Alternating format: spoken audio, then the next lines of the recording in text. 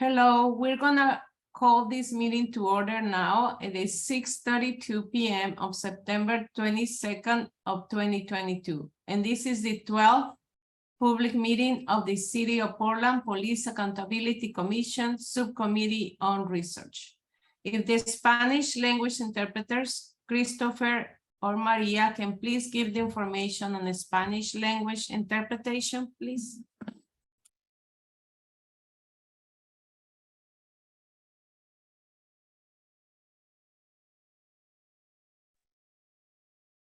Maria or Christopher?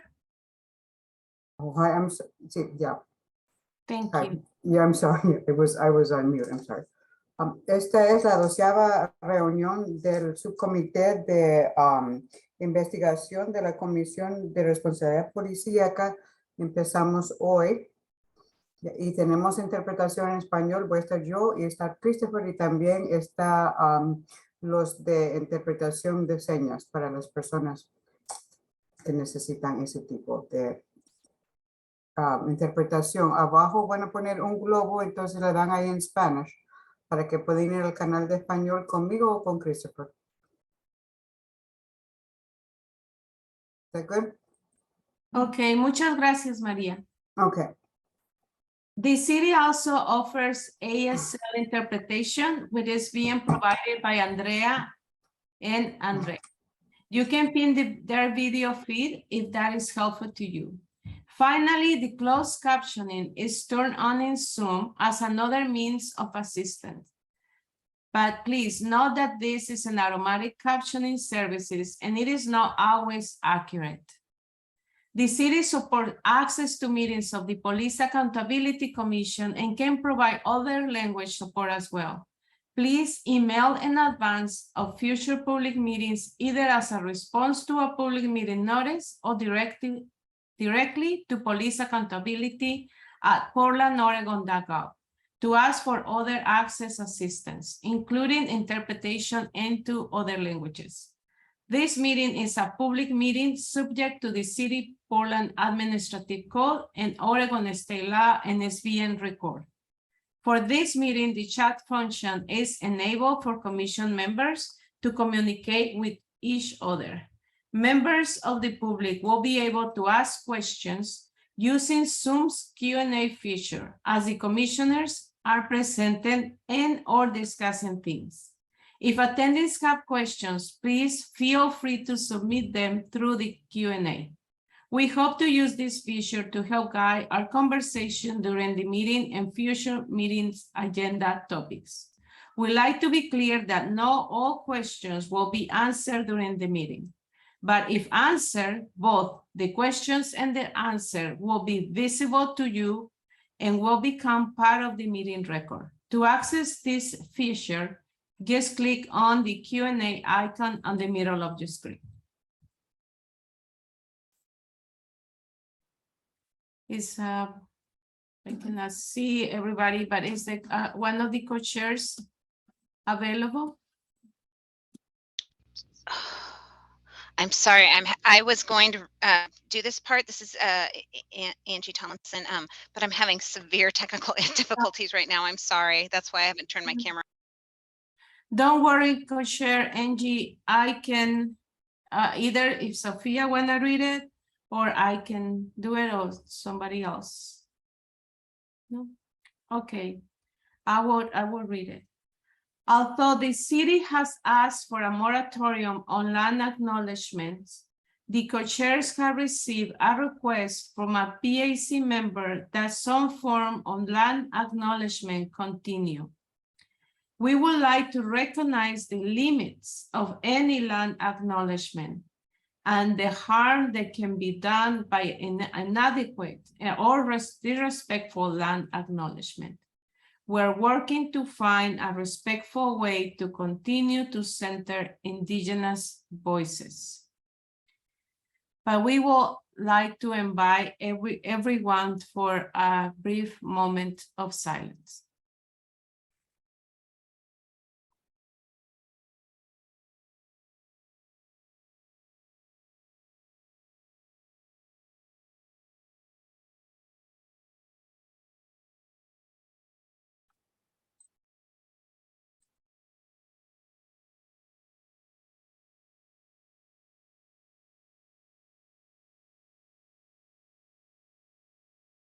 Thank you. We will now review the community agreements.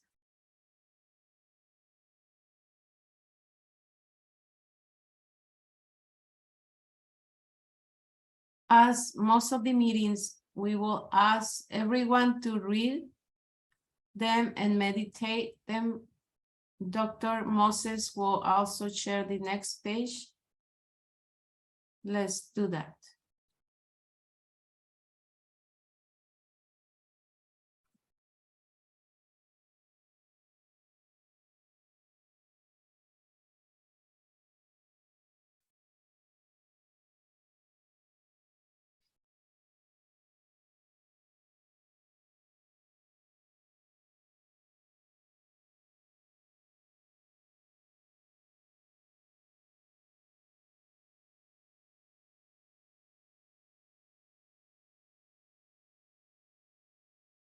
I'm gonna ask everyone if they accept these community agreements to show with their hands, thumbs.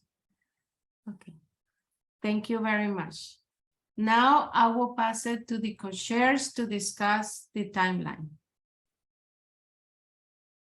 Yeah, Angie, co-chair Angie.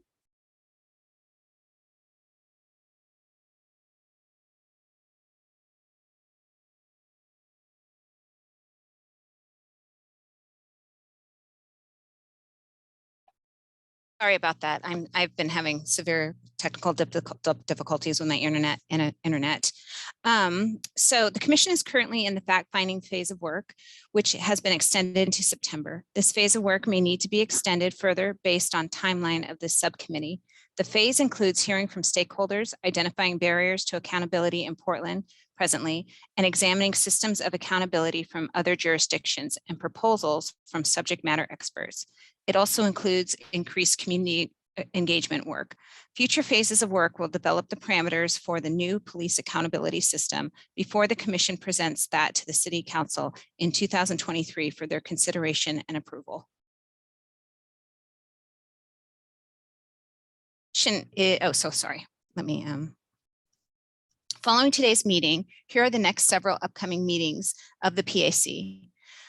There will be at least one more meeting of the Subcommittee on Research, currently scheduled for Monday, September 26th. The full commission will meet again on September 29th. This slide is the current project plan for the fact-finding phase of the Police Accountability Commission's work. It's not the agenda and it's updated regularly.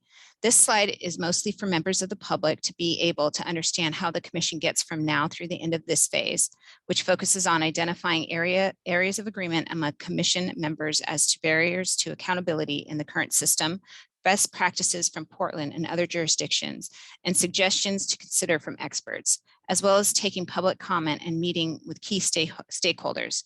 Today's meeting falls into the green box with the purple border.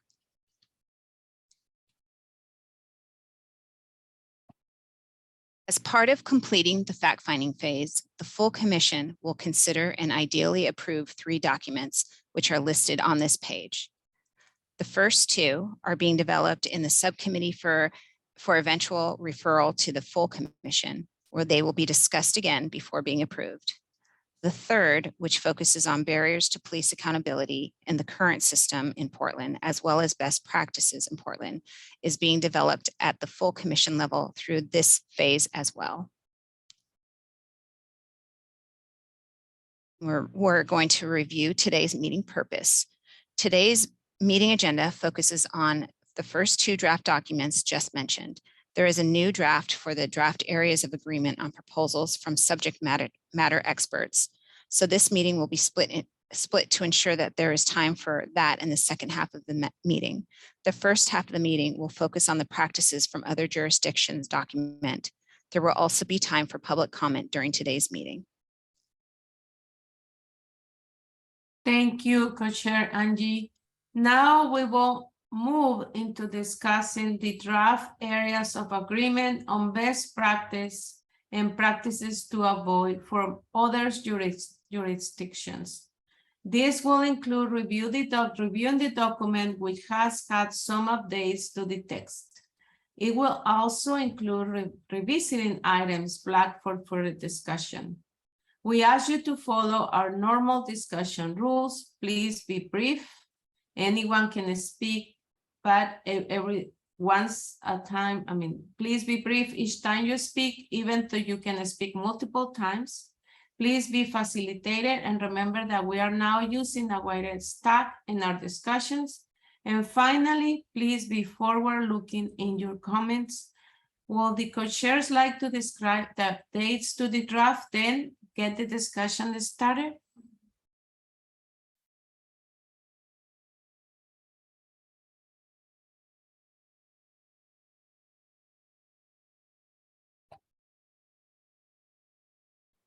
Not sure if Sophia was listening, but I know that that we will be moving forward, taking a look at the areas of agreement with other jurisdictions. I'll let Sophia talk. Thank you, because she's kind of the expert on this this document.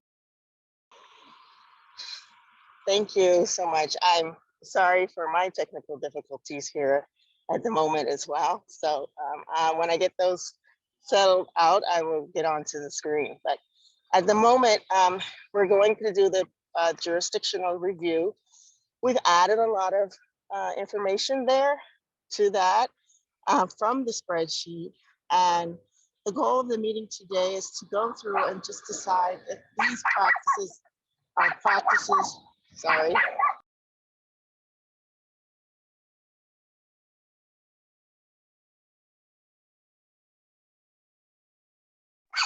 Apologies for the background noise.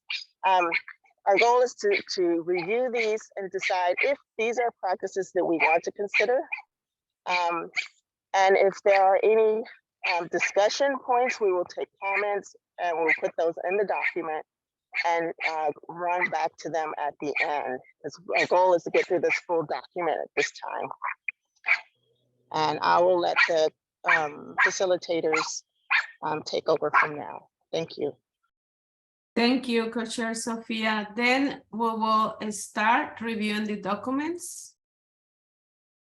The document first.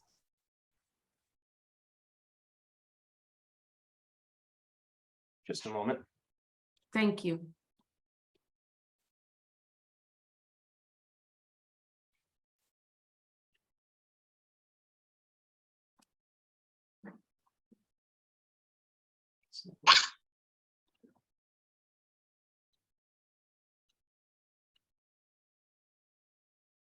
Okay. And if I could just clarify with Co-Chair Sophia, if we're starting with the items that were added. Yes. Okay. Yes.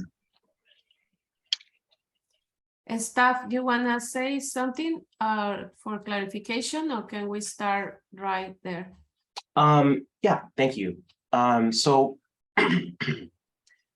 there was a conversation between co-chairs, the full commission, as well as the subcommittee regarding how to keep this document useful and concise, as well as reflecting the approach and point of view of the members of the subcommittee and eventually the full commission.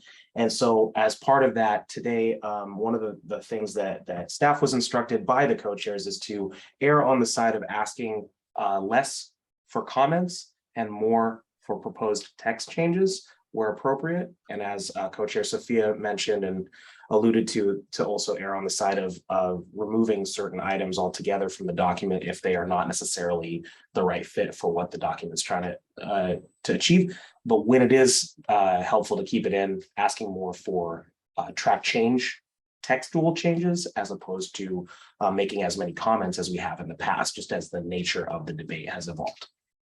Thank you. And just to clarify, it starts, I believe, with category K here. Okay. Okay, thank you, staff. Okay, let's start then. And the K is appeal process. If officer is dissatisfied, they can appeal, reboot findings within a defined period determined by the review boards. Supervisor cannot file on officer's behalf. Case can be reopened if sufficient and substantial evidence is presented that serves justice and it is in the public best interest. Complainant can object to dismissal of a case. Officers can appeal to Civil Service Commission and present a defense. All appeals packages, evidence, and auxiliary information are sent to the review board and present case of justification, argument, and vindication. And findings of Civil Services Commission are final.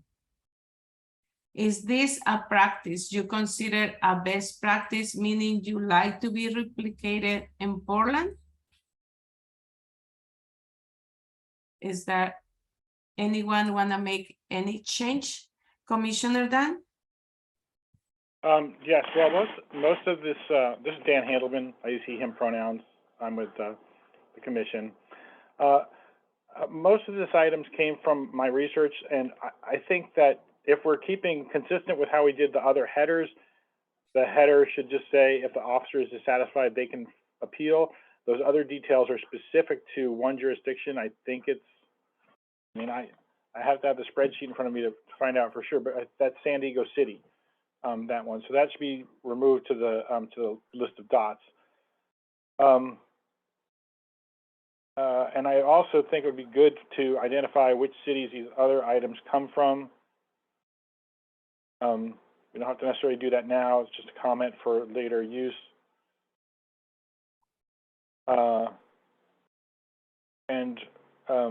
If this section's about the officer, we should pull out the part about the complainant and put that in a different section.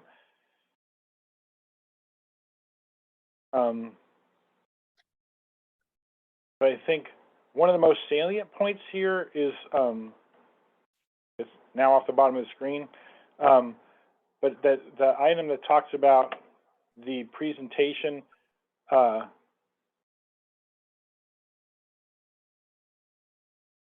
yeah, it's written in passive voice, so I'm not quite sure where that came from. But the issue that I was trying to point out, I think, about this item is that the board, I think it's in San Diego County, and again, this is, you know, it's hard to do with a lot of this stuff taken out, but the board is allowed to go to the civil, yeah, it's the county of San Diego, is allowed to go to the civil service hearing, which is extraordinary. So basically what we're talking about is something that's usually a private employee employee versus employer appeal process that's involved community members, and in San Diego County the board gets to be part of that. So I want to highlight that for sure as part of that list of dots there. And you know, I think facilitator Laura and co-chairs, I think that in the interest of, yes, getting through this faster, I agree with that we don't have to have long discussions about stuff, and we should talk about text we want to change. But I think one of the things that helped things go faster last time was when we paused at the headline and then let the commission members read the dots on our own. And then if we have comments about that, we can do that, and otherwise we can move on. I think that'll help this go faster. That's evening. completely fine with me. We can do that. I don't have any problem. Thank you. I will ask again with the changes that were on this. Is this a practice you consider a best practice, meaning you like to be replicated in Portland?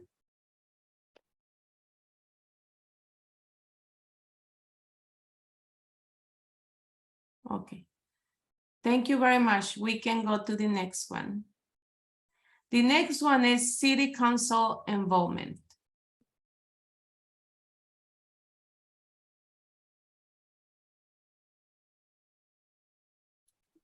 Is this a practice you consider a best practice, Commissioner Dan?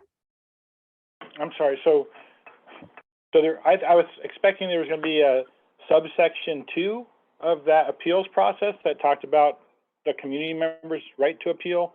I don't see it. I will try to pull the pieces together that belong in there, other than the one that I mentioned that's already in section 1 that mentions civilians. But I'm a little confused what happened to those details. Thank you. You're welcome.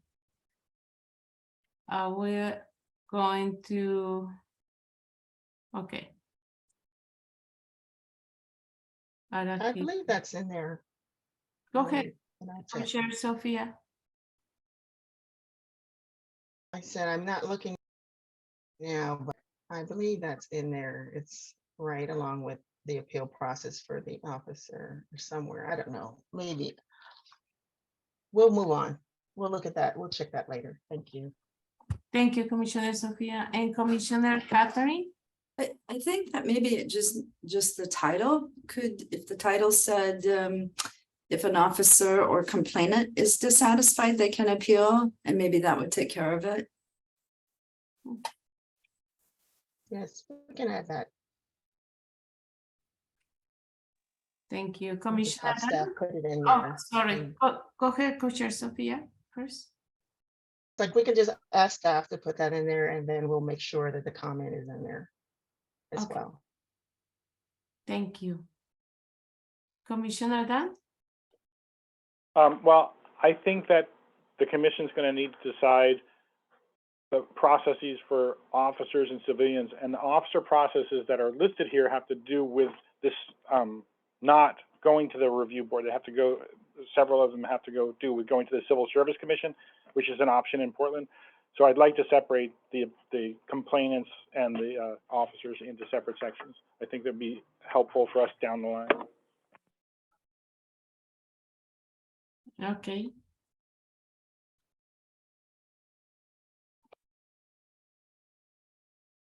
Okay, then we can move to the next one.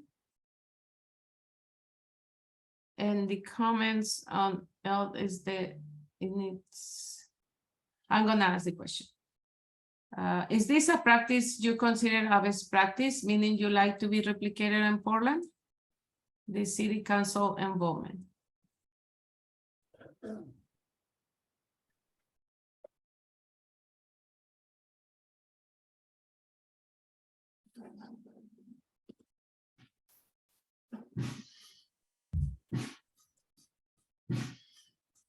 Okay.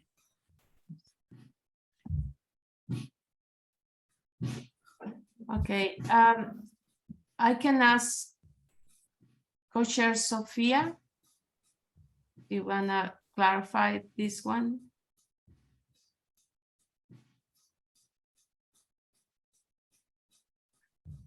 Oh, I'm sorry, Commissioner Monica.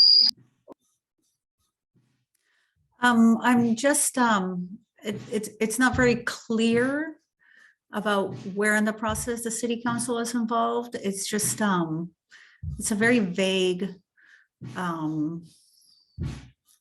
section. I'm not sure how it would be useful.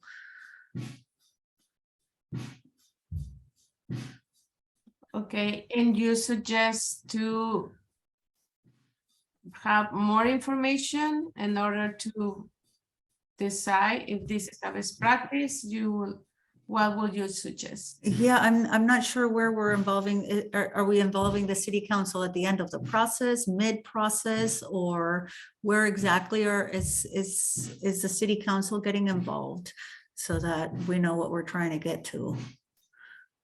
Does that make sense? Yes, and if any of the members has something to add? Commissioner Dan? You are on mute. So the format that we started developing over the last couple of times we've done this is that if we have a counterpoint, that we can list it in this section and say, as a counterpoint, blah, blah, blah. So I think in the spreadsheet, there's a counterpoint where the mayor can override or can make a final decision or if the board disagrees with the police signing. I'm not even sure if that's a bad example, but that's something where the mayor can step in. I don't know if that's a counter example or not. So in the city of San Diego, the mayor can make a decision if the police disagree with the board. So again, we aren't 100% sure that our board is going to run the way that it's written down in the charter, and we should have, I believe we should have emergency clauses to deal with cases where we need to figure out who's going to do what. And if there's something we want to do, it should be on the list of things that people can consider. Thanks. Thank you. Okay. Should we, okay, we will have this and go to the next one. Okay, board compensation. The board should be fairly and reasonable compensated for their work, reimbursed for authorized, reasonable and necessary expenses, or may choose a pro bono options. Is this a practice you consider a best practice, meaning you like it to be replicated in Portland? Okay. Thank you. We can go to the next one. Okay. Committee work and internal structure. Identify, oh yeah. I will give a minute for the commissioners to read the points.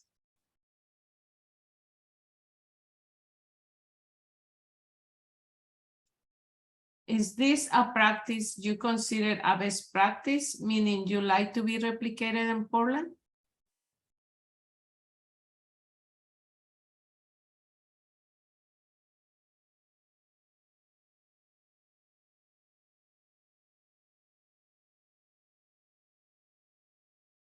Commissioner Dunn? Well, yes, again, I think that these are good examples that we can sort through which ones we want to use or not. But it doesn't identify the cities that these examples came from. And it may be worth, even if they're from the same city or county, that we can break some of it down into even, sub dots or something, so that it's not one big block of text, and not all of it has, not all of it follows from each other. So I think, listing that the board has a parliamentarian, I think is an important item. So it should stand on its own somehow. I don't know how easy it is to add sub dots, but that'd be great to say in the county of San Diego, and then dot, dot, dot, dot, and then, or whatever that jurisdiction is, and the other one, listing what that is, and then break them out. Okay. Thank you for your suggestions, Commissioner Dunn. Co-Chair Sophia? Yes, I'd like to thank, Dan for those comments as well. The goal was trying to make this more concise, but I appreciate your comments. Thank you.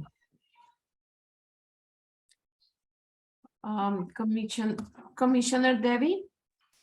So I'm wondering, and it could be it's in some of those, the references 385, 87, 88, blah, blah, blah. Because one thing, I'm just from my memory, Oakland has ad hoc committees, and they put their alternates or can be on those ad hoc committees.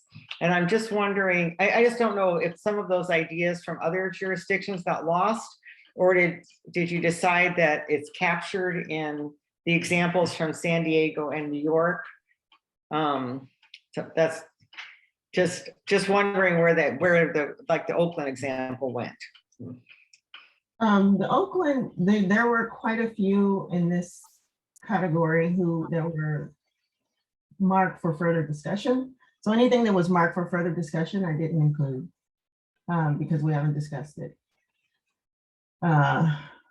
So that's why it's the way it is. So anything that was controversial that was marked was not included. Thank you, Co-Chair Sophia. Commissioner Debbie? Sorry, I can't seem to lower my hand. I've tried a few times and I'm just not happening. Sorry. So you can ignore me because I don't. Don't worry, now it's done. Thank you. Okay, I will ask again, is this a practice you consider a best practice? Meaning you would like to be replicated in Portland?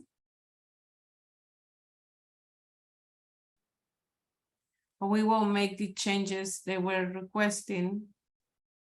But any additional comments? Or ways to separate text? No? Okay. We can go to the next one. Location of office independent and accessible to the community. Office is in a private space with private security independent of police-related government offices. Is this a practice you consider a best practice, meaning you would like to be replicated in Portland?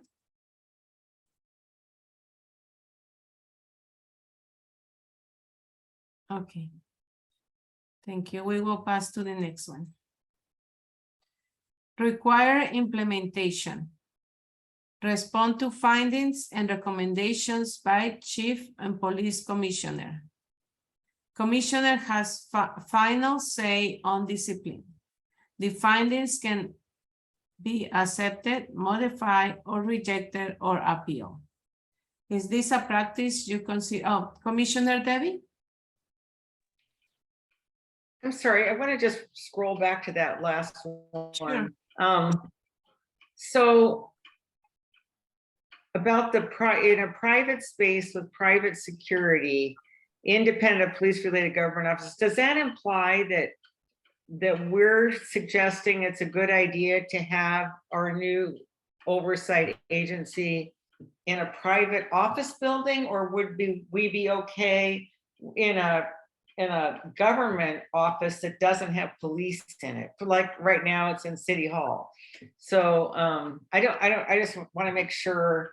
I think there are friendly government buildings. I know the Mental Health Alliance mentioned, like, not that you'd have the office in the library, but having that as a meeting space, but that's a government owned office or facility. So I just want to make sure this doesn't indicate that we want it to be in a privately owned commercial space as opposed to a government building unrelated to police. Yes, Co-Chair Sophia? Well, just to answer your question, I do. I prefer it in a private space, but this is all coming from what you all have done on the spreadsheet. And these were the suggestions there. And the private security, I put it in there because it was a practice to avoid, not to have the security from the police, the local police. So that was the way I tried to culminate all of those comments. Okay, well, so the examples I put in there, Oakland's, if I remember right, is in a building where like the Parks Department and something else is, you know what I mean? They're not, nothing to do with police, but they are related to governmental services. And so, and I'm not making any judgments on these, but I just thought it would be a good idea to point out that there are examples of these oversight agencies being housed in buildings that are owned by the government but don't have police in them. So can I ask a question, Commissioner Debbie? Do you think that is a good practice? Because a practice to have it in a government office? Because I think it would. I mean, I think it would be fine. I think we should be able to talk about it. That's it would be an acceptable option for Portland.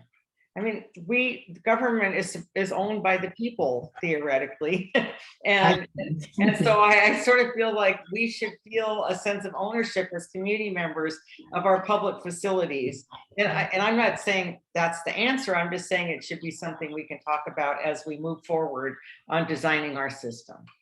Okay, but it's not part. Is it a practice to consider. is what we- Yeah, okay. Well, I think would be a best practice. I think there are plenty of government buildings I feel quite comfortable going into, and I think probably other people do too. Library being one. And I know the city doesn't own the library, but there are buildings that I think people are okay with going into. So and- would you like to take a stab at that for our next meeting? To reword that? Okay, Yeah, that. if I let's- can get a copy of this at some point, because I need to have it in front of me. We will. Okay, We will. all right. So let's leave that for now. I mean, I'm not against the public building, but I prefer not. Okay, That's just a personal thing. You know, when we get to the full commission, we'll get more ideas of how people feel about that. good. Okay, thanks for leaving it as an option. Mhm. Thank you. And this was already agreed a practice to consider a best practice. Commissioner Dan, since we already agree in this one, do you want to comment on the next one? Or you want to continue comment on this one that was already approved? Well, it was explained where the item about the private security came from, but I think in trying to simplify the document, it's made it harder to get the nuances out of it. And we're going to have these longer discussions with the full commission if we don't keep the items separated the way we brought them in. So I'd really like to see this, you know, the specific ideas that came from different cities put back in, jurisdictions put back in, the way the rest of the document reads, instead of, you know, chopping it down more. I think that eventually, if we want to have a smaller document that just has the headings on it, to make it a short document so people know the gist of what we're talking about. I mean, that was the table of contents idea, but this, you know, perhaps with more details, that's a good idea. But I really think that we're going to end up having more of these conversations rather than fewer if we don't leave in the research that we spent our time doing, so we can offer the ideas that came from these other cities. So in this case, there are specific ideas about making sure that office is not where internal affairs or the mayor are, where the police and city hall are, and those should be put back in. And you know, I'm probably going to be making the same kind of comments throughout the evening, but I'm finding this very discouraging that a decision was made between meetings about how this is going to go when we've gotten this far, doing what I thought was a pretty good job of including options. Thank you, Commissioner Dan. And staff, do you need to clarify something? I'm not sure that it's a direct response to Commissioner Dan, so if another person would like to respond to that, but it does relate to this item, so we can defer to co-chair Sophia. Okay, I will send it to co-chair Sophia then. So just to make a comment, I do understand your concerns, Commissioner Handelman. Right now, we're really trying to figure out if these are practices that we want to consider. I mean, if we want to consider them, there's more time that we can put into those. In addition to that, this document is available to the full commission for reference sake. All the line numbers are there. So if someone really does want to know what details are, they do have the option to look that up.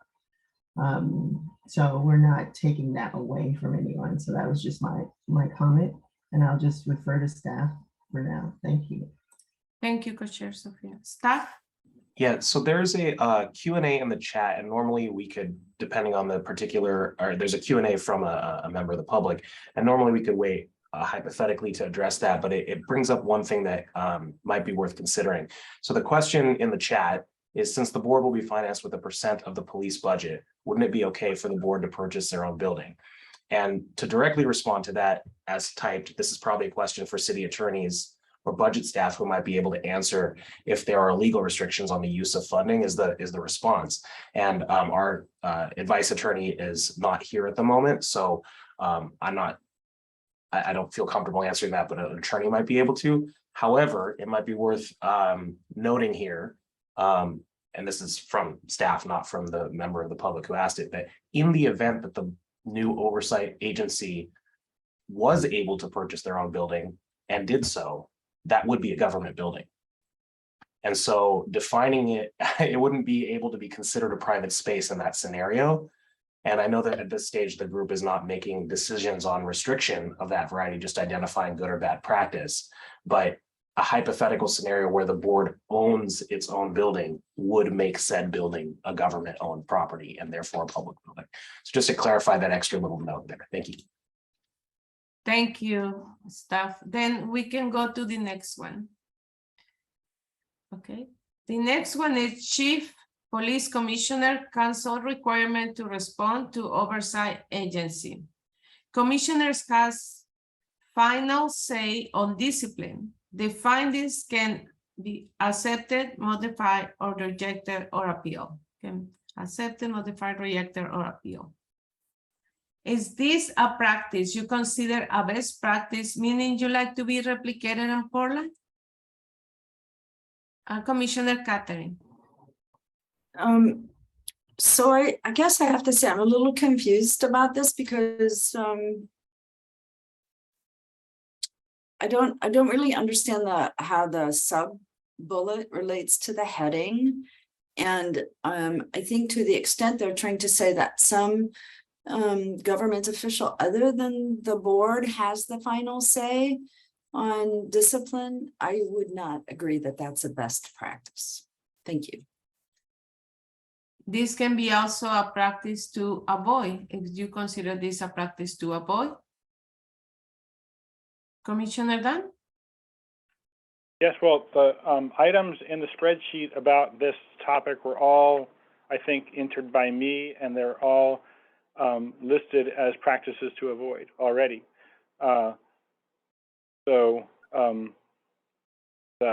Yeah, this should not be in the best practice section. But I also, if it's going to remain in the document, the thing what says the findings can be accepted, modified, rejected, or accepted, there's no subject in that sentence. It's too confusing.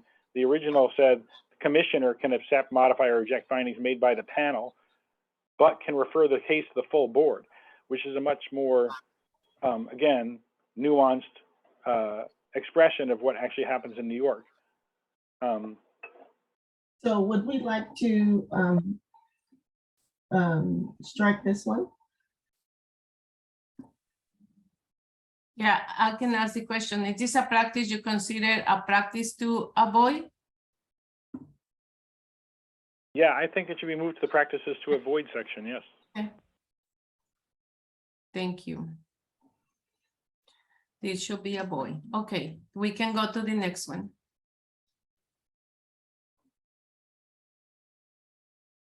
A standard of review for board findings. Preponderance of the evidence used for board findings and hearings and investigative process. Is this a practice you consider a best practice, meaning you like it to be replicated in Portland?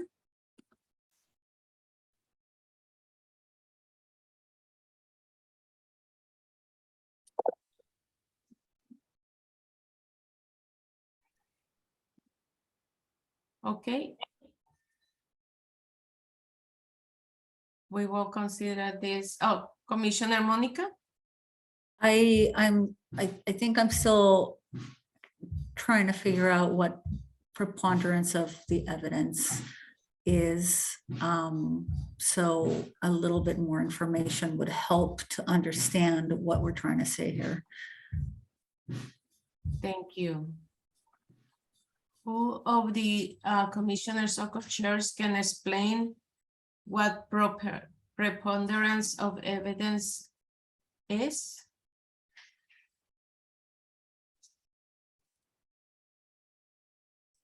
Commissioner Dunn? It means that 50% plus one of the evidence indicates that the allegation is what happened. Thank you. Commissioner Monica, co-chair Sophia? I was going to ask if Commissioner Andelin would provide some verbiage to that. And then I'll let Commissioner Monica comment. Yes, staff. Just a clarifying question. Commissioner Dan, could you give an example of a different standard of evidence by contrast? Why, yes, I'm glad you asked that, person. We've been talking about, where we'll get back to in the expert review, the standard that the Citizen Review Committee has been saddled with, which is the reasonable person standard, where they say a reasonable person, given the same evidence, could come to the same finding that that the Bureau came to. So that's not a preponderance of the evidence, that's a deferential finding. There's also evidence of clear and convincing evidence, which is much higher than 50%. And there's beyond a reasonable doubt, which is really as close to 100% as you can get, which is what's used for criminal convictions. So those are much higher standards than a preponderance of the evidence that also exists. Thank you, Commissioner Dan. Commissioner Monica? Is there a way to add some of those definitions into here so that everybody knows what we're talking about? Or is this information that just I don't get? No. That's why I was asking Commissioner Dan if he could provide that, the verbiage for us to write in there. That's why I was asking you if that's okay with you. I did make that clear. I'm sorry. Yeah, Commissioner Dan can provide the text that should be used in this. Is this a practice you consider a best practice? Yeah. Okay. This is considered best practice. Commissioner Dan will favor to write a clear examples or more about this. Is 7:19. We're gonna take 5 minutes break and come back at 7:24 to continue with the discussion.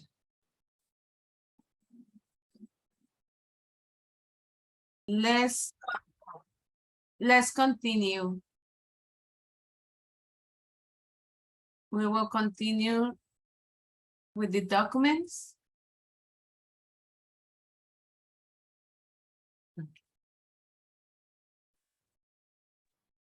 Just a clarifying question for co-chairs. This is the end of that section. Would you like to circle back to the items above that were not resolved or that were resolved since the last time? Co-chair Sophia? Yes, let's, just before we go back, I just wanted to just scroll through what we've done and make sure that we have the resolutions for all of those that, so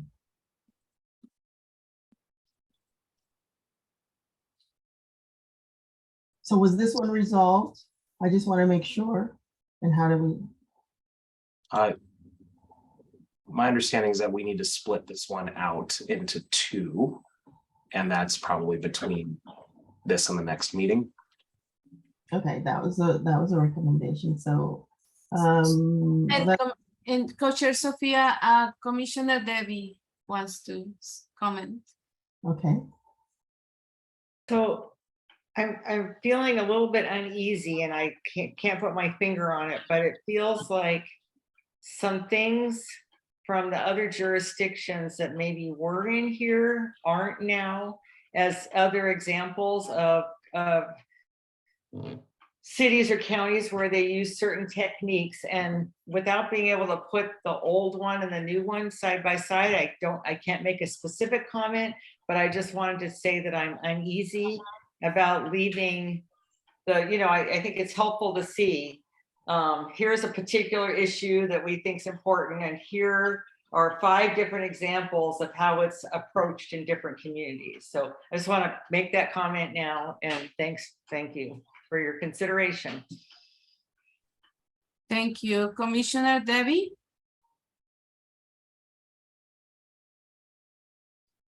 Commissioner Monica, I'm sorry. Oh, it's okay. Thank you. Yeah, I was going to second that same comment. I was looking at the document during the break in the first few pages. And there was, it was a more comprehensive document as we had originally started. And now it seems like a lot of the information that supports what we're trying to say in the document is not there. And it makes the document look like we got lazy at the end. And I'm worried about that. Thank you. Thank you, Commissioner Monica. Commissioner Dan? Yeah, and I agree with that, and specifically in the paragraph that we're looking at again, the second subhead that just got added by staff should be the complainant can appeal in some cases, and then the specific thing about objecting to dismissal is that only exists in one jurisdiction that I know of, and there are other examples that are in the spreadsheet that includes, filing deadlines, which is something that our commission needs to consider for the new board. Those examples should be in there, even if it's one sentence that says in New York it's 10 days and for San Diego it's 10 days or whatever it is. It's 30 days in New York. A particular item that I really think should be included is that an appeal can be made in New York even if the complaint wasn't investigated in certain circumstances. And that right now is not an option in Portland. So yeah, I'm with Commissioner Arce and Commissioner Iona, and I would like to see, I don't think every single word from the spreadsheet has to be in here, but I also don't think that many of our 13 other colleagues are going to take the time to go back and look at the spreadsheet to find examples. And I think they're going to have a lot of questions for us, and for us to have all that information at our fingertips will be helpful. I'm continuing to be concerned about this idea of making this document small rather than comprehensive. I think we were asked to do comprehensive research, and we should show that. Thank you. Thank you, Commissioner Dan. So, to comment on you guys' comments and say that I really appreciate them, and we have considered them. The document, as we have done it in earlier, is a document that has been evolving, so it has changed.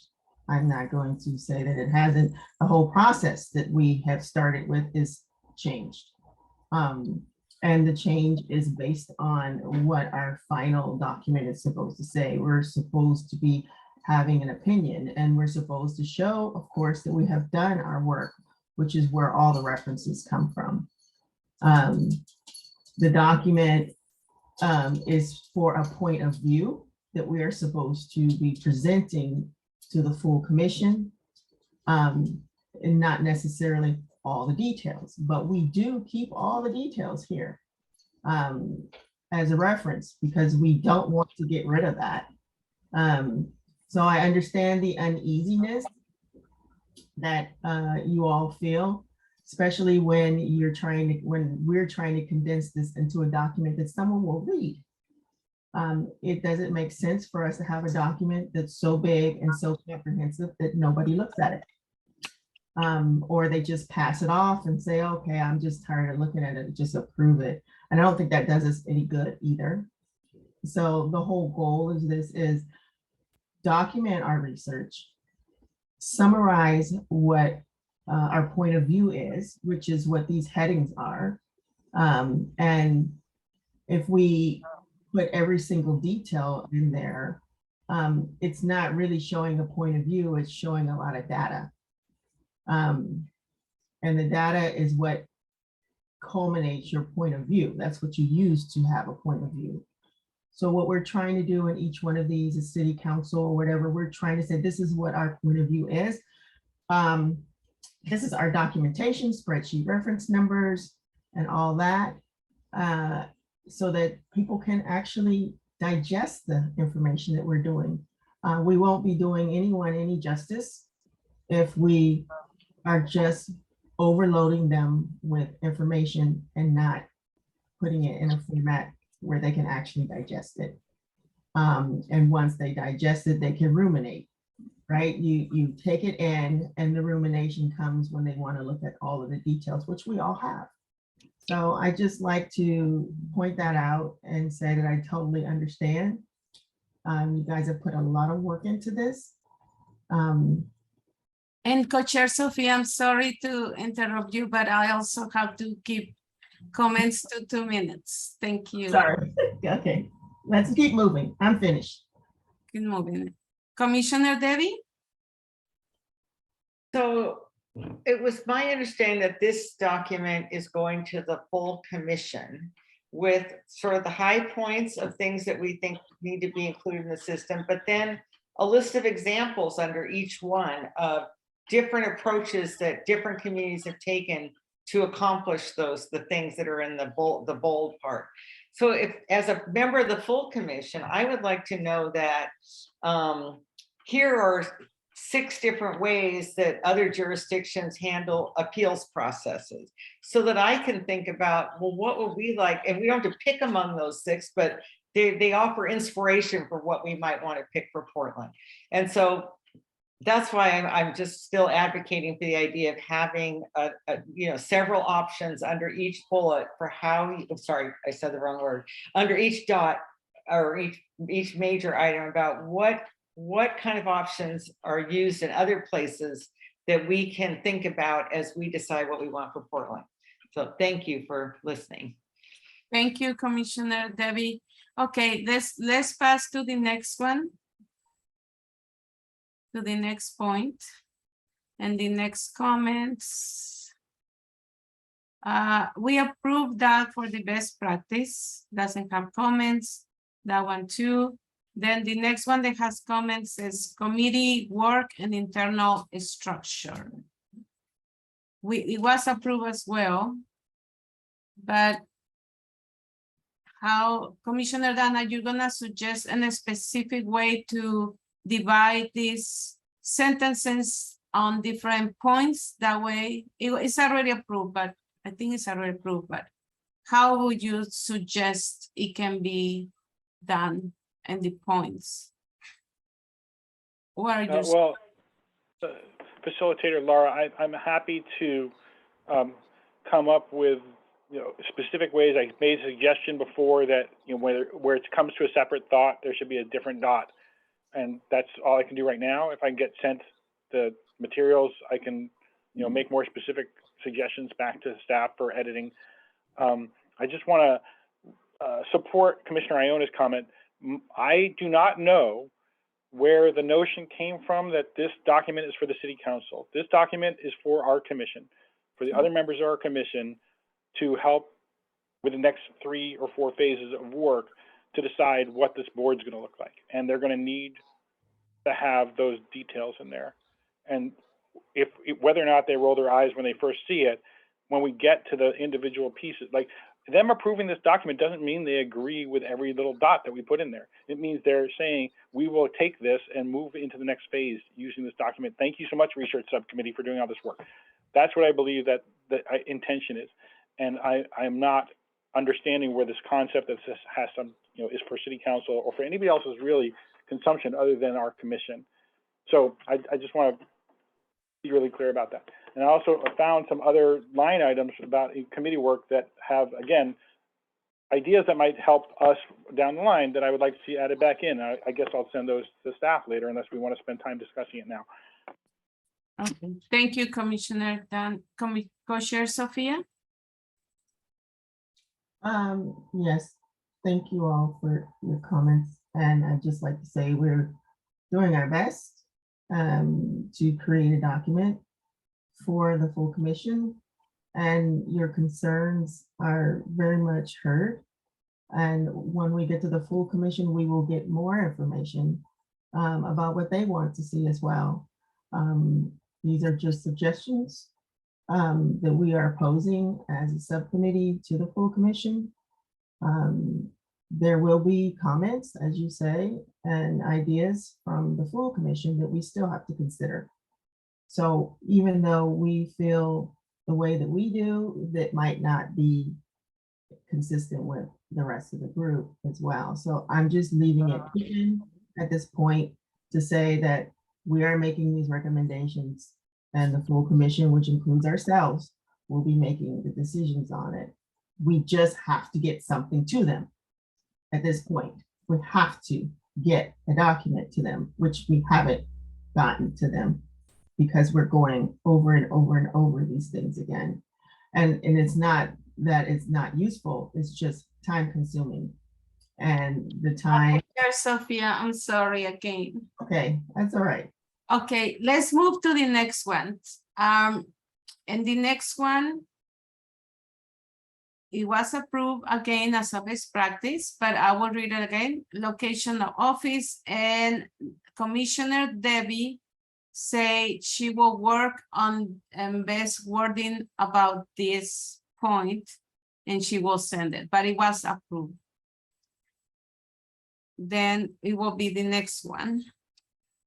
Okay. This one is Chief Police Commissioner Council requirement to implement, respond to oversight agency. Commissioner has finally say on discipline, the findings can be accepted, modified, or rejected, or appeal. And this was already agreed to say practice to avoid. Then we can go to the next one. And that was already agreed that Commissioner Dan is gonna put samples on this best practice. It was considered best practice. And that was the last one. Okay, then So much. thank you. Then are we going to the next, to the document? Yes, let's go back up to the others that we had incorporated the comments from the last meeting. We just wanted to review those really quickly. Okay. Okay, To clarify, the reordering has not been done, but the fix by next draft notes that were put in, co-chairs and staff looked at those, and so there should be some changes here.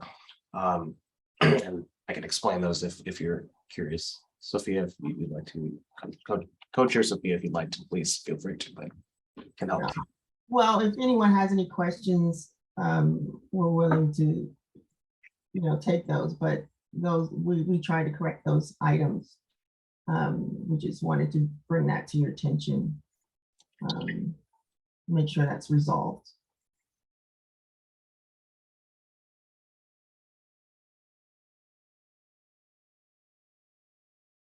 Commissioner Debbie? So other than responding to the comments that we made during that, when we went through this stuff at the beginning, was anything taken out of what was in the earlier part of the document? Any of the examples from other jurisdictions? Okay, great, thank you. No.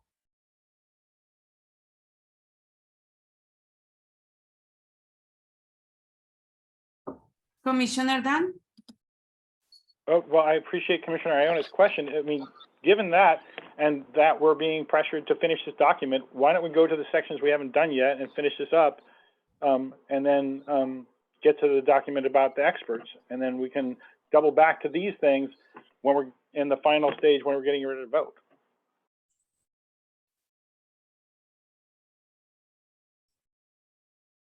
So what, as I said, we're trying to make sure these ones are flagged. We will be getting to the document for experts. If we can get through this, it's ready. We just need to get to it. So I just want to make sure that the ones that we said we were done, what we're going to do are done, and everyone's satisfied, so we can move to the next document. And support staff has a comment. Yes, as staff, please. Thank you. Just to clarify what happened with this one that's on the screen, the section that this is under is under the ability to receive complaints in jurisdiction. So the complaints function was identified as worth keeping. In here, all the other functions of this header were also identified as worth keeping, but would not necessarily be in this category. So the reason it shows as being deleted is because it's not in this category anymore. It's been moved down. The complaint function, on the other hand, has been retained, but was combined up into an earlier item that covers the same function. So that's how that one got resolved, and that's why it looks like it's been deleted. It's not been completely removed from the document. I just wanted to explain that before anyone got the right idea. Okay, thank you. Then my question is, should I ask the question even if we're gonna review the comments? Yes, okay.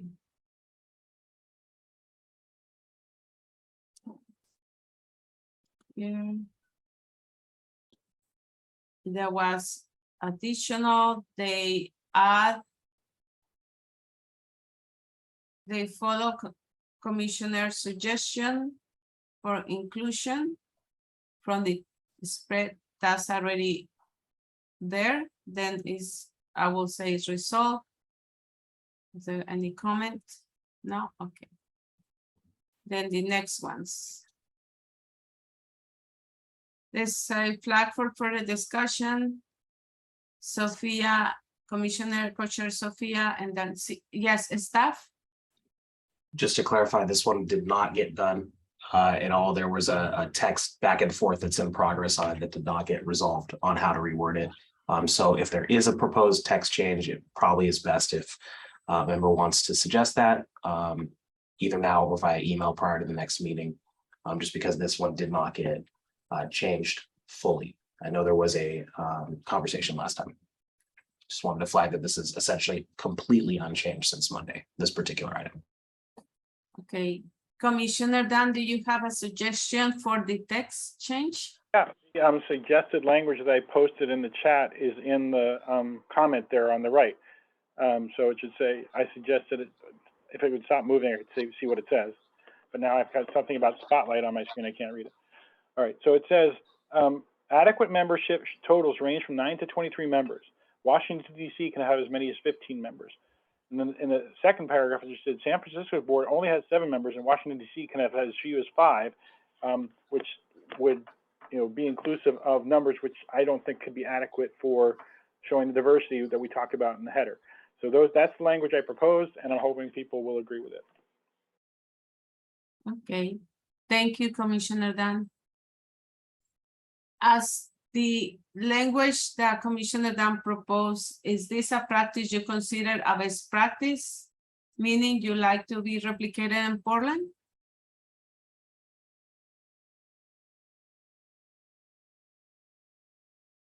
Okay. I think that's a yes, because nobody has said anything. Then this is approved as Commissioner Dan suggested. Okay, that's resolved.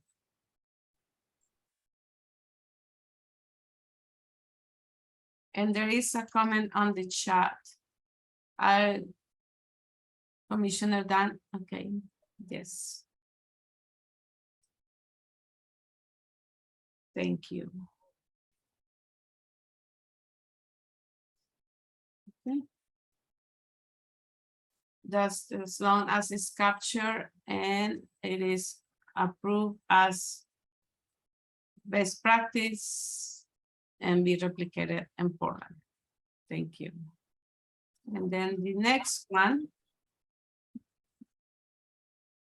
has okay, board members' makeup should reflect the demographic and geographic diversity of the community. Is this a practice you consider a best practice, meaning you like it to be replicated in Portland? Okay. They say yes, then we go to its resolve and then to the next one.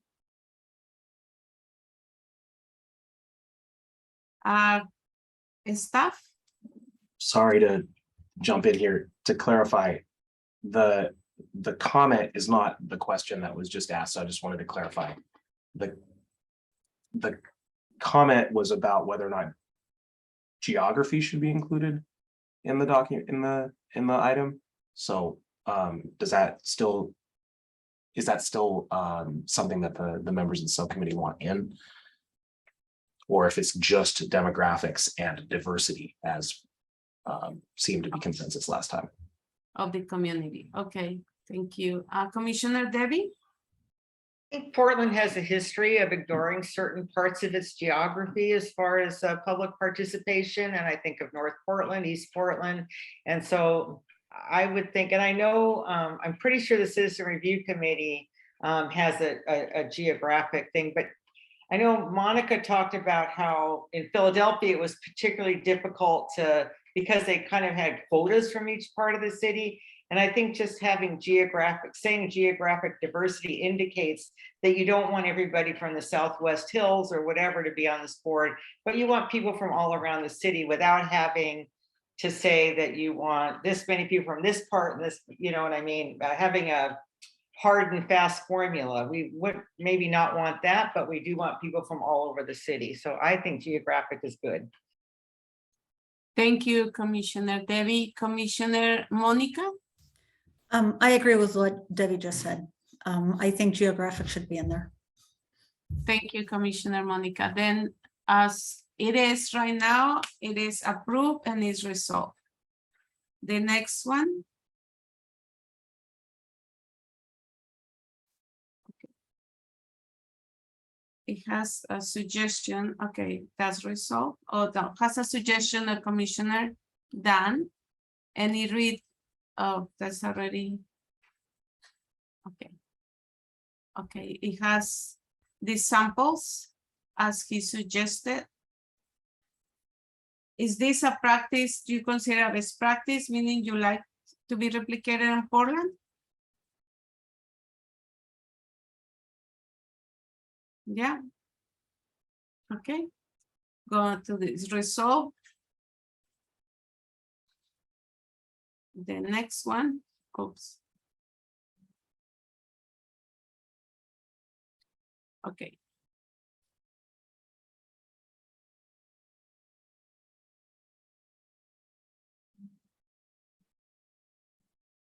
Okay.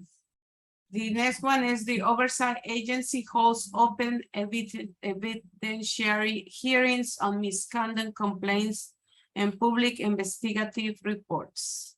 And it was flagged for further discussions. They want more information.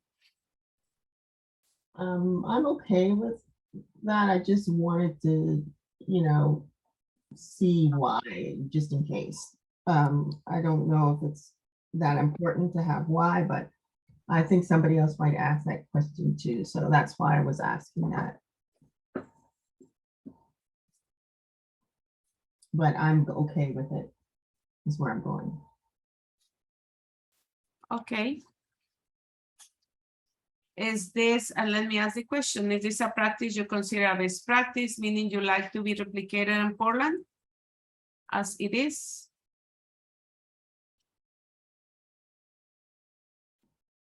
Okay.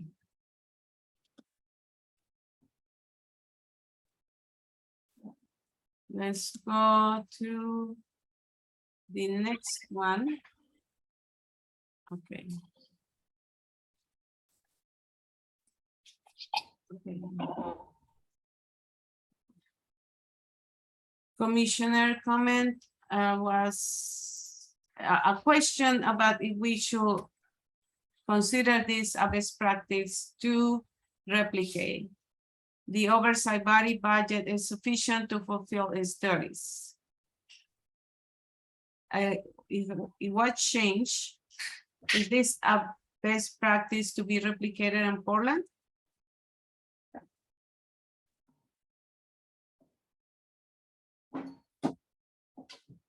Okay, then is resolved.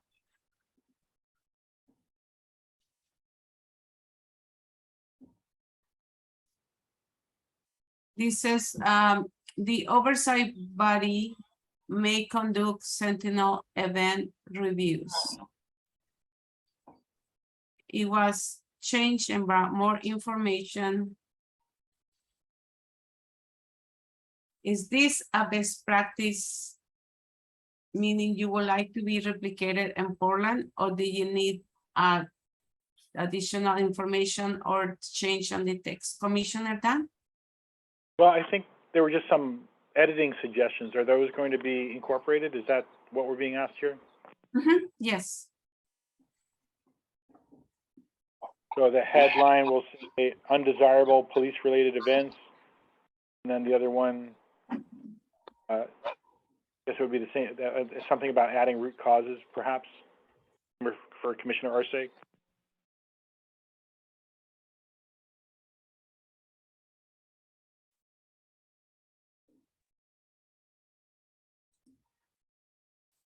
Staff, Would it be possible for Commissioner Arce's comment, either for Commissioner Monica or anyone else to say where in the sentence you'd like it to be and how?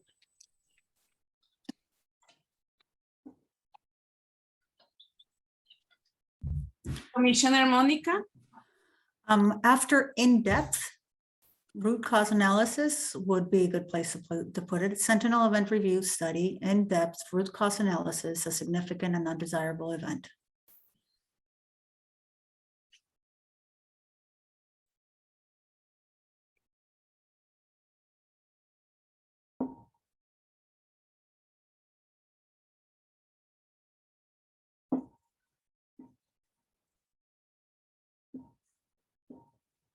As it is this a practice you consider best practice? Commissioner Debbie?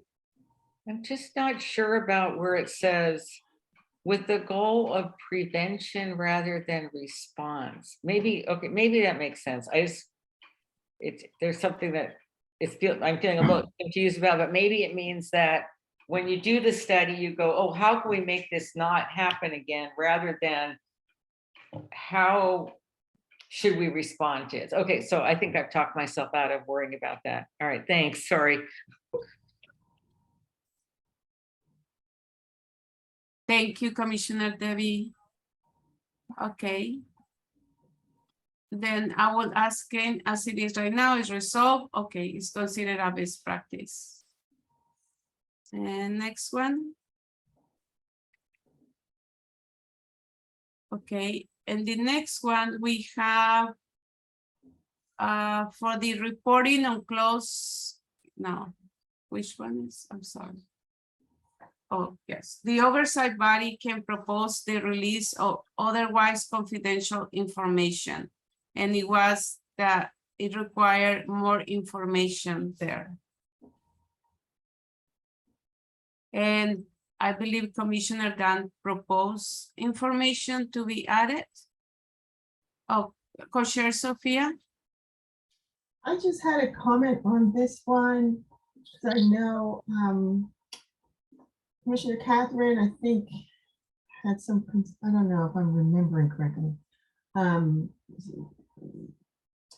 My thought is this, you know, maybe we can't do that. Maybe that's not part of the law may not allow us to do that, but if that's something that we want to do, I think we should put it in there and just know that there's probably some things that we, if the full commission decides to do it, there would be some laws and things that we would have to kind of address. So my whole point is, if we want to say it, I think we can say it knowing that there's some issues that may come up with the law, but it's still a recommendation. That's just my idea. Thank you.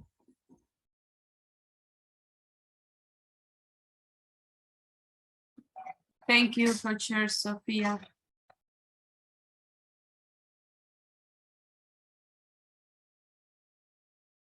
Okay, is there any additional discussion or suggestion to resolve this one? No? Commissioner Dunn? Yeah, I agree with Commissioner Glenn, and I think we should put something along those lines in where it says to insert information here and say, you know, this power exists in New York, and in Oregon, as the comment that I've shown is making last time, in Oregon, so information can only be released when it's in the public interest. And just leave it at that, maybe, and then that way we can have a discussion on that when we get to it. Okay, thank you, Commissioner Dunn. As it is with Commissioner Dunn's suggestion, is this a practice you consider a best practice, meaning you like to be replicated in Portland and is resolved? Yeah, okay. Okay, then we will take a break. We will come back. It's almost 7:59. We will come back at 8:10.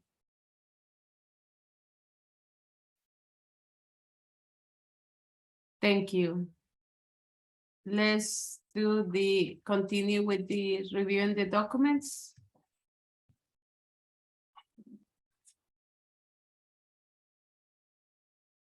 We're gonna review the next agenda item, and it's a subject matter experts. I will pass it to the co-chairs.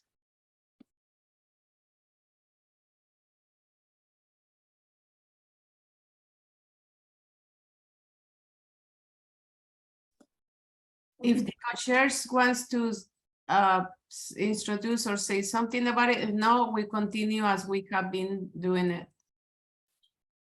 No, I don't. I will just say that we've been working on this document. This is our first draft. There has been some material that has been added since then to the spreadsheet as of today. So we just want to review and get some input from the group. Okay. Thank you.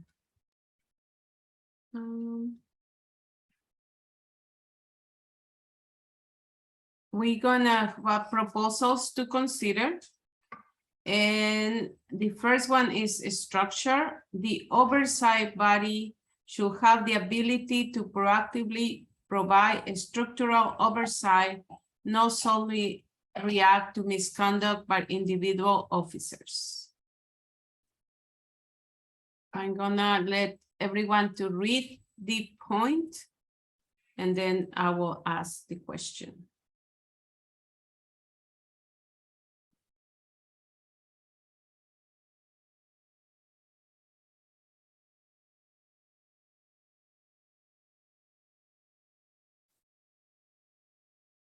Is this a proposal you consider a best practice? I mean, you mean to be replicated in Portland? Okay, thank you. Then the next one is the oversight body should be independent of the police department.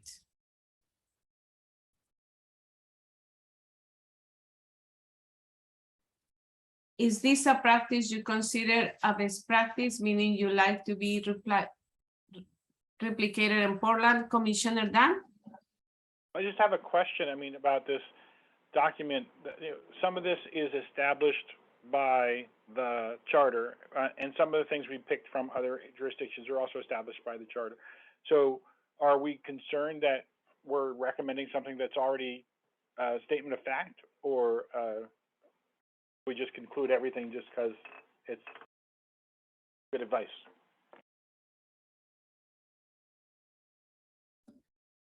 And any of the co-chairs offers clarification? So these are, what we've done is we've taken the things off the spreadsheet and we categorize them basically on the categories that we had in the other documents, so it can be easier, more easily referenced. So we have stated some of the obvious, even in the other document. I don't see why we couldn't, but if they're,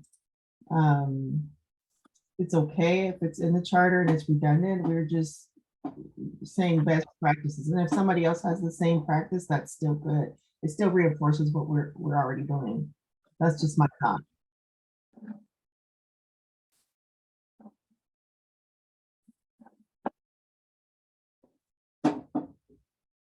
Yes, Commissioner Dan? I kind of have a follow-up question then.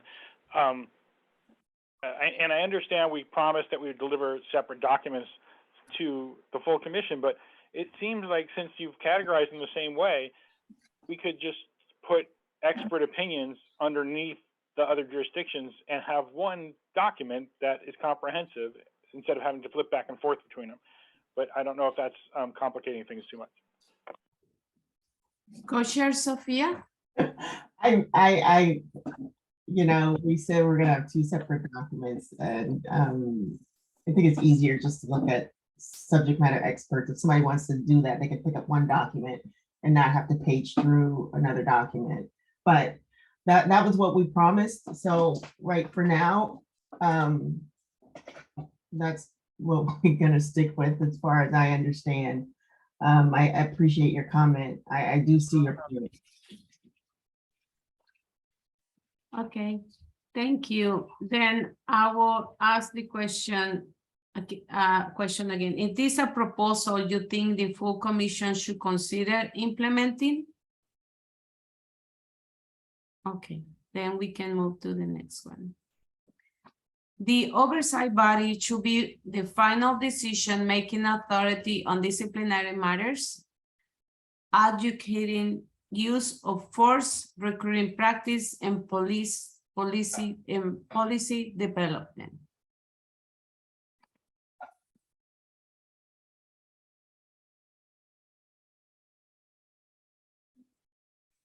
Is this a proposal you think the full commission should consider implementing? Okay, we can go to the next one. The oversight body should be individualized to the local jurisdiction with a structure and rules meeting their unique needs.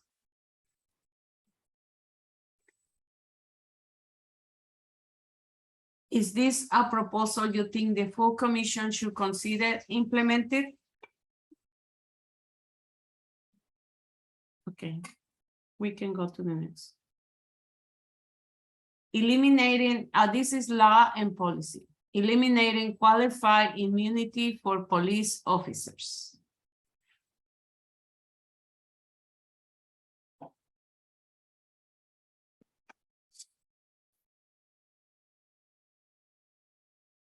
Is this a proposal the full commission should consider implement? Oh, Commissioner Dan? So I remember I went through this document when we got it the other day, and I wrote in several of these items A, O, P, G, above our pay grade. So, you know, this commission and the board do not have the authority to eliminate qualified immunity for police officers. That's something that's been decided by federal court cases. So I don't know that our board can do this. I mean, it's a good goal for the city of Portland, but I don't know that it's something we should put into our recommendations to city council eventually. And maybe in the separate document that we're going to write to them and say, these are the things you should work on to fix the law. Okay, Co-Chair Sophia and then Commissioner Catherine. Commissioner Catherine? I was just going to say, I totally agree. I mean, this is something that would have to be changed by the U.S. Supreme Court. It's not something that we can change locally. You know, potentially we could make it better on a statewide basis, but there's no ability for us on a local Portland basis to eliminate qualified immunity. So it just feels a little bit like it's off here because it's not, even if we recommend it, it is just not within our power. Commissioner Catherine, I know Commissioner Monica raised her hand, but Commissioner Catherine, that you mean that it should be take out of this document since it's not. It seems to me, it seems out of place here because it's not a recommendation that could be implemented. And in some ways I think it undermines the document because it suggests it sort of doesn't belong because it's not something that is even, I mean, we're recommending some things that we're trying to do within the, you know, to the extent we can, like making certain information public that might be considered confidential. Normally, we're going to try to push that limit, but on something like qualified immunity, it just is not something that's within the power of the city of Portland to do, you know, to eliminate. So it feels like in some ways it's a little off here to me. Thank you. Okay, thank you, Commissioner. Commissioner Monica? If I remember correctly, the National Police Accountability Project is a national organization, and many of the recommendations are applicable to national policy, federal rules, and Supreme Court actions. So I think many of those things are not going to fit into this document for the same exact reason as Commissioner McDowell was mentioning. So I mean, I did the research and I remember saying, this is really not this is not going to apply to Portland. So I really don't know if they should be in the document altogether. Thank you, Commissioner Monica. That means you also are suggesting to take this out. Okay. Commissioner Dan? Yeah, well, I kind of tripped over something when I was talking before, and I hope that other commissioners will consider this a friendly amendment, that we put, in the same way we put the practices to avoid, we can also put, you know, the research committee also flagged these items as legislative issues that the city and the new board should look at moving forward, or something along those lines, that we don't lose sight of them. Okay, thank you. Then it's clear that it will take out of here, but then put it, Commissioner Monica and then Co-Chair Sophia. I get that.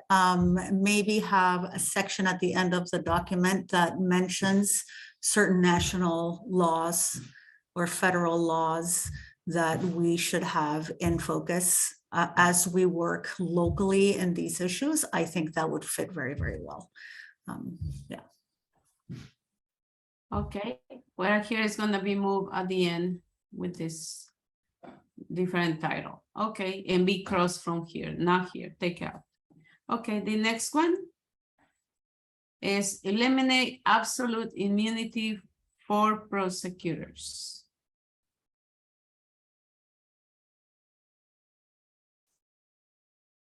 Is this a proposal the full commission should consider implemented, Commissioner Dan? Again, AOP Yeah. G of our pay grade. Move Yes. to the bottom. Okay, perfect. Thank you. Take it from out of here and put it on the bottom. Okay. The next one. Change police employer liability.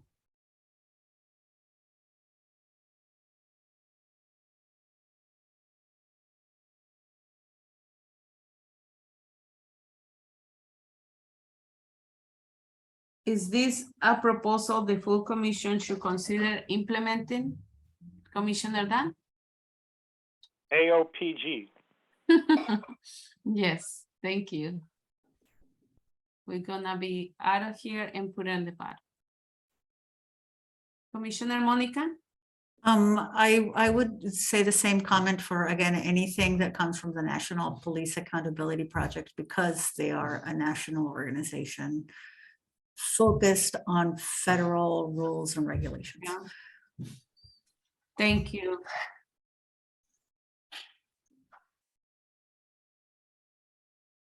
Okay, we can go to the next one. It's about reporting, and is the oversight body should present annual reports to City Council each year. Is this a proposal the full commission should consider implementing? Commissioner Dan? Yes, I support it. I wrote it in there. The clarifying point underneath should say proposed annual reports from the oversight body be presented to City Council, because the existing oversight body that she was criticizing, which happens to be ours, was already required to do annual reports. The issue was making sure the City Council gets them. Okay, that's the text that you propose. Okay, and with that text is this a proposal the full commission should consider? Everybody say yes. Okay, then the next one. This statistical definition of sustained rate and oversight agency reports should be sustained complaints out of all complaints received, not just those investigated. Is this a proposal the full commission should consider implementing?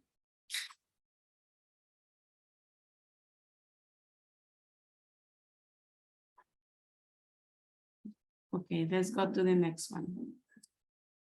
Access to information. The oversight body should have direct access to police files.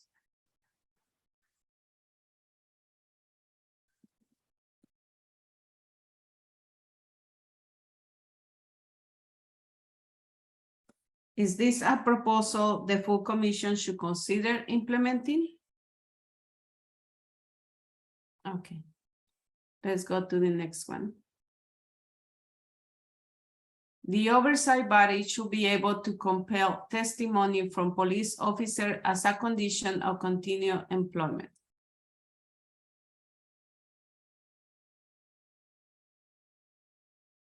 Is this a proposal the full commission should consider implementing? Okay, go to the next one. Staff and budget. The oversight body should have support from paid staff across the range of duties that oversight body is expected to perform.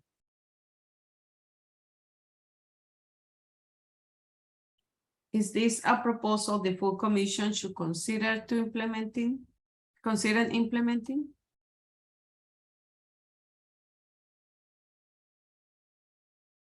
Okay. Go to the next one.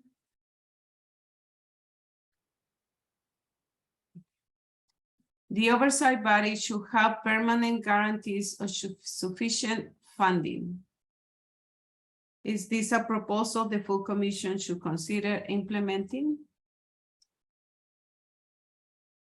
Okay, the next one.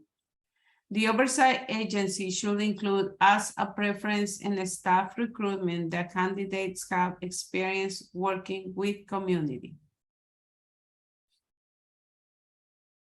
Is this a proposal the full commission should consider implementing? Okay, the next one. Continual improvement. The Commissioner Dan? Yeah, I'm sorry. I was formulating a thought when you jumped to this one. The one above so I talked about another issue above that's guaranteed in the charter. I think about the independence from the police. Maybe we should make a note in there that says, the research subcommittee notes this is part of the charter in Portland, just so that it's not, people aren't thinking that we don't realize that. And so you make that note here and on that other one.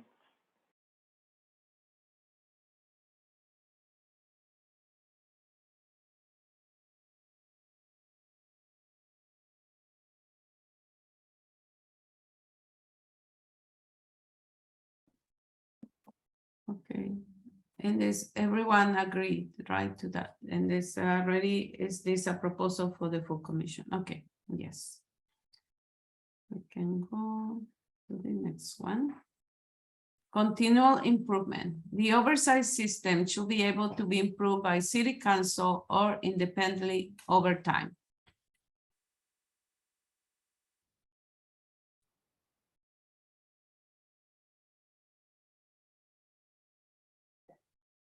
Is this a proposal the full commission should consider implementing?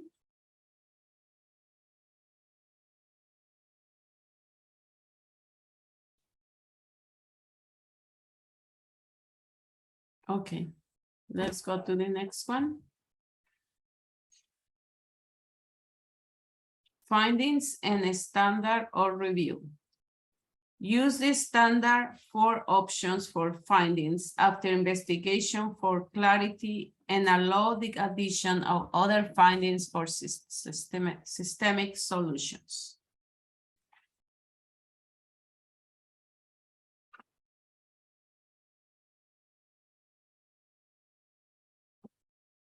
Is this a proposal the full commission should consider implementing? Oh, Commissioner Debbie? I just had a question. I know when I did my research, I came across at least one other example of different findings that we could, that the full commission could think about recommending. Will that be in the other ideas from different jurisdictions document? Does anybody remember or know?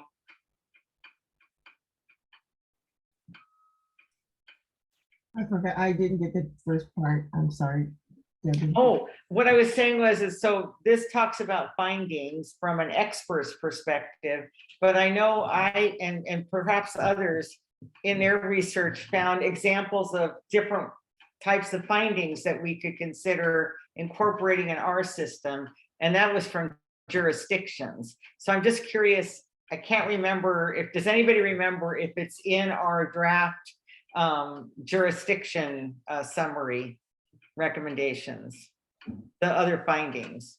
And Commissioner Debbie, staff, maybe it hasn't. And if you don't know the answers, okay, maybe you could just make a note and make sure that there are other examples from jurisdictions is in that final document from jurisdictions, just so we don't miss them. Because I kind of like some of the other suggestions I found from other places. Just as to add to the mix. I'm not saying that I'm not the final say on this, but just that we might want to look at them. Okay, and thank you, Commissioner, and staff.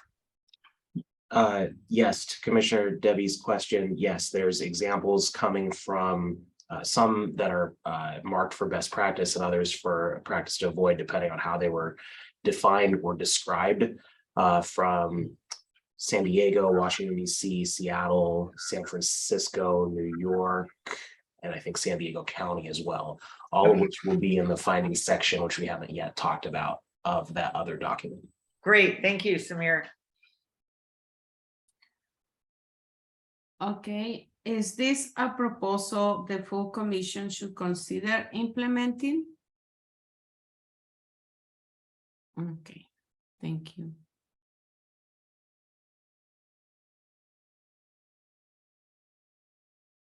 The oversight body should use the preponderance of evidence standard, not the reasonable person standard.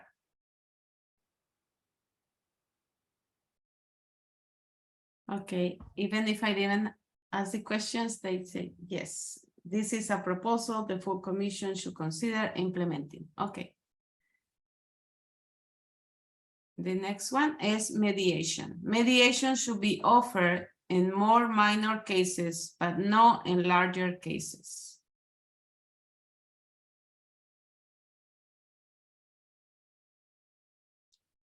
Staff? Just to clarify, there is text that was crafted for this section by the full commission co-chairs related to what the Mental Health Alliance said in the briefing to the full commission.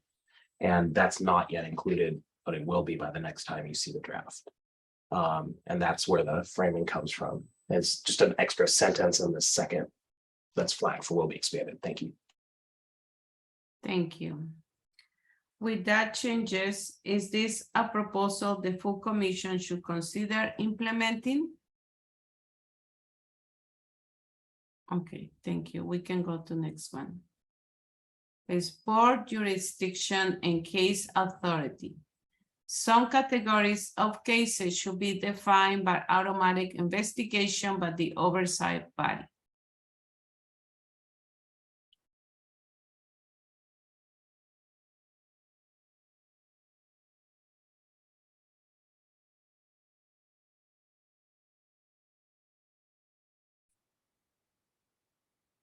Is this a proposal the full commission should consider implementing? Okay, we can go to the next one. Transparency and public access. All meetings and reports should be public and all operations should be transparent.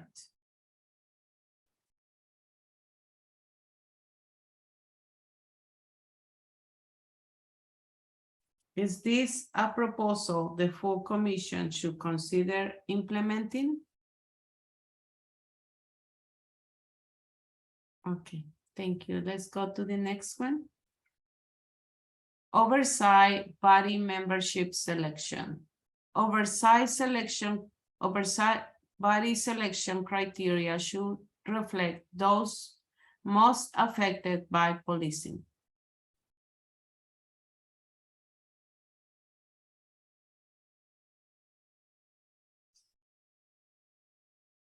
Is this a proposal the full commission should consider implementing? Commissioner Dan? Yeah, this is just one we should flag as that's already in the charter, but we want to just show the support for it. Okay, thank you.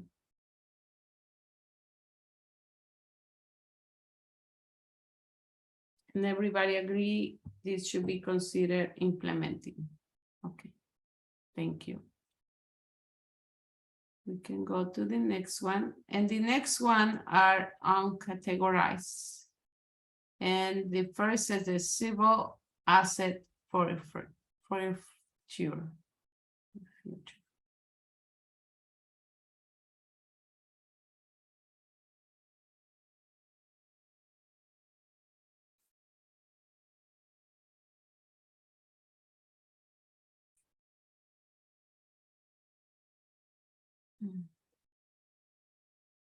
Is this a proposal the full commission should consider implementing? Commissioner Dan? And you are on mute. I think this is one of the ones Commissioner Arce asked to move to the Oh, other considerations at the end of the document. yes. OT. You're right. Okay. And also number 5, suing federal officers for constitutional violations as well. Okay. Then the next one will be investment in communities. Justification.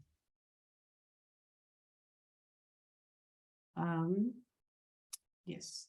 Financial and administrative support as requested by the individual oversight body by municipalities is critical to the success of police oversight.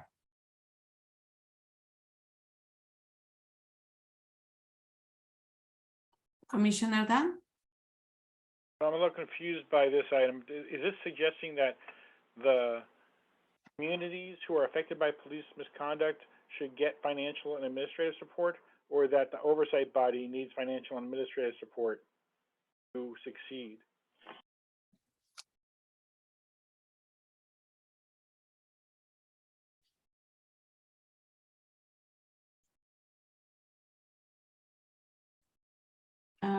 Staff or Commissioner Monica? I am not sure, but I will find out because I researched this. Okay. We can make a comment. That require more information. Okay. Thank you.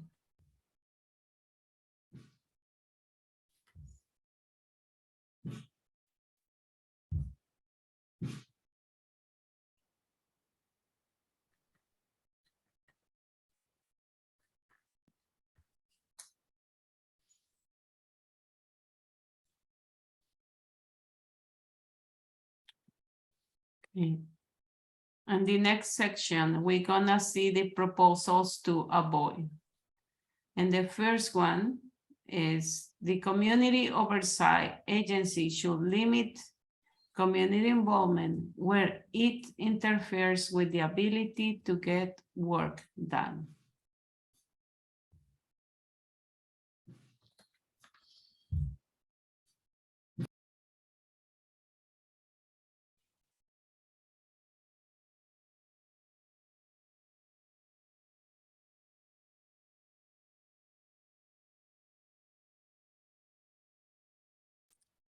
Commissioner Dan? Well, I support this. I put this in here. My concern is this phrasing about the Police Accountability Commission believes this and that. We haven't put that anywhere else in the two documents we've been reviewing. And this is our research that we're presenting so that the PAC can decide. We're only 7 members. We can't speak for everybody.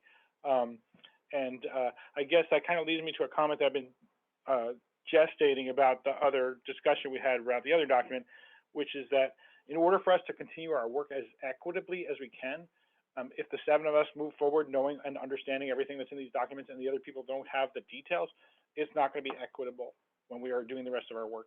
So I do hope that we don't try to speak for the whole PAC in this document, and also consider that comment that I just made. Thank you.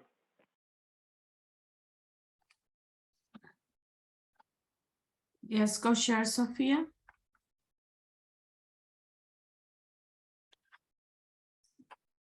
I just want to say this is a draft, and that's kind of why we're here. So we can make these comments. So I appreciate that.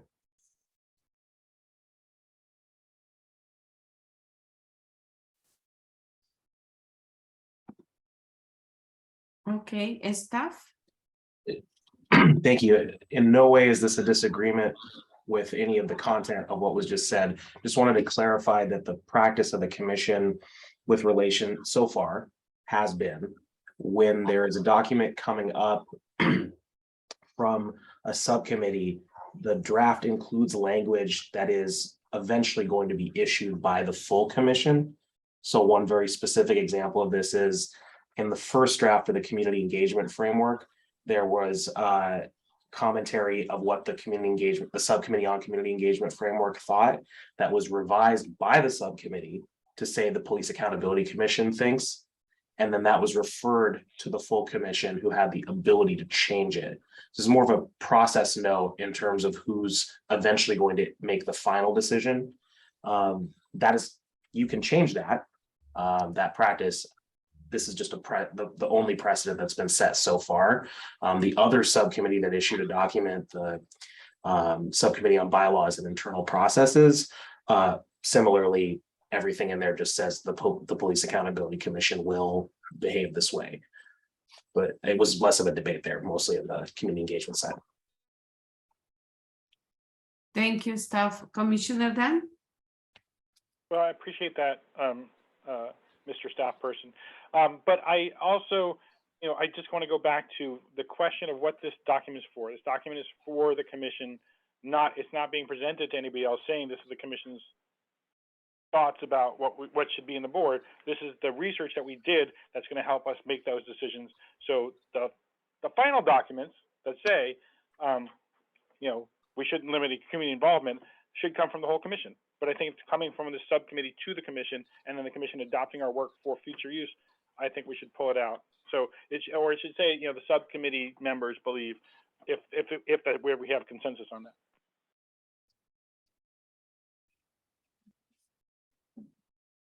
Thank you. With that comment, still, is this a proposal the full commission should consider to avoid? Okay.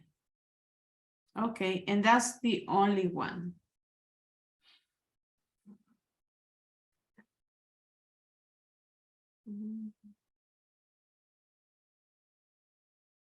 Okay.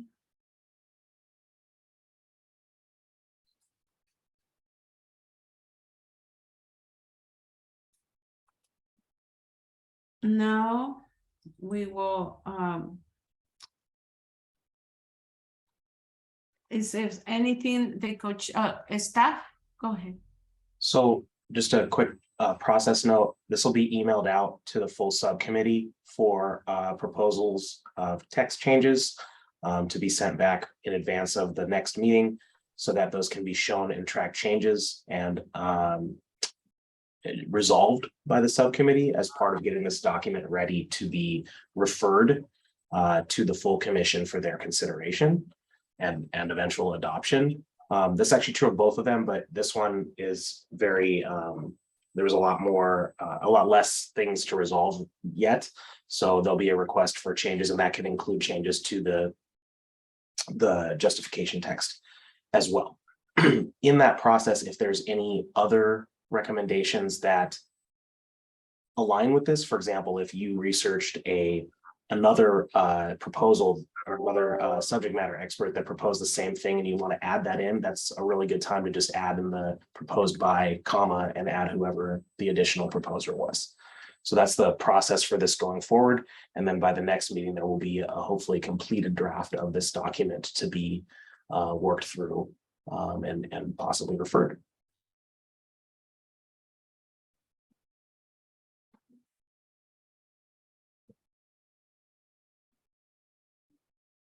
Commissioner Dan? So I appreciate knowing that. That's very helpful. I do hope that we can get that as soon as possible since we have another meeting on Monday. I'm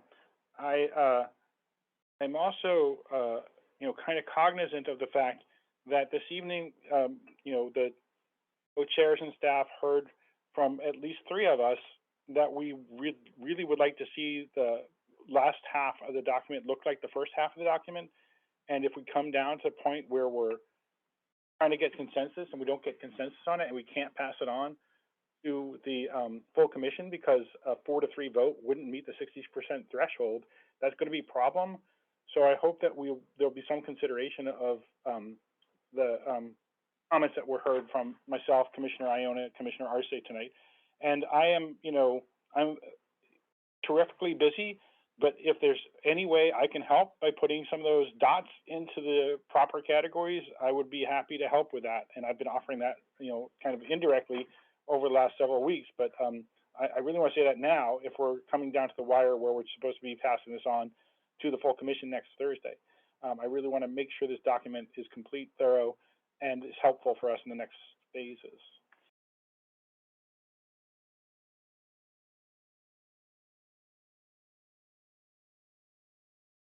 Oh, thank you, Commissioner Dan. Commissioner Catherine?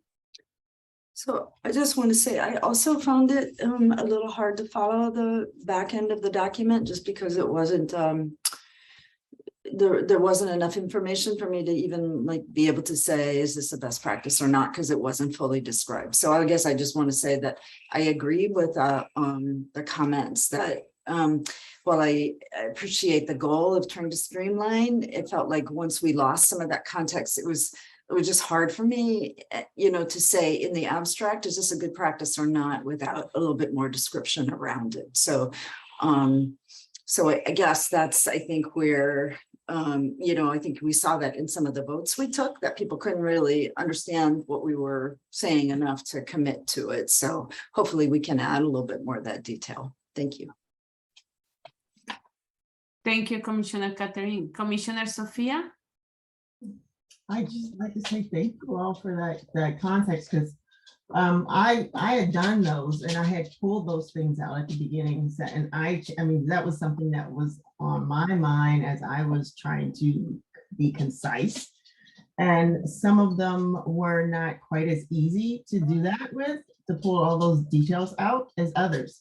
Sometimes they were putting forth a concept without any real examples and trying to culminate all that together. So having said that, and taking into consideration all your comments, we will be sending out the draft document. Please feel welcome to put any edits that you have back in there for the group for next week, as you see fit, and bring those back to the group. So I don't have any issues with that.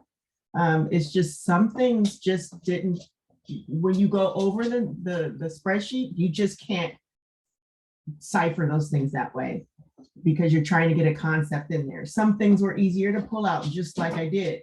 If it was easy to pull out and say, this was an example, I did. If it was too much information and you're trying to put an idea and it would just muddy the water, that's what I tried. So it's a process, and you guys can take a stab at it and bring it to the commission. It's just that when you actually get down to the nitty gritty, it's not as easy as it looks. And that's just all I'm gonna say. When you're trying to get everybody's little comments and they're all over the place. I mean, a lot of that was not congruent or fluid. And you had to make something out of that whole section that makes sense. Instead of just having bits and pieces everywhere that, you know, yes, you'd like to see, but it's not saying anything. So you guys take a stab at it. I'm more than happy to, you know, put those in the next draft for us to review at our next meeting. Thank you, Co-Chair Sophia. Let's now move to public comment. We will now take public comment on the issues the subcommittee is discussing. Or community members can also tell their story about policing and police accountability. We ask members of the public to keep their comments or questions to 2 minutes in length and raise their hand in Zoom if you like to speak.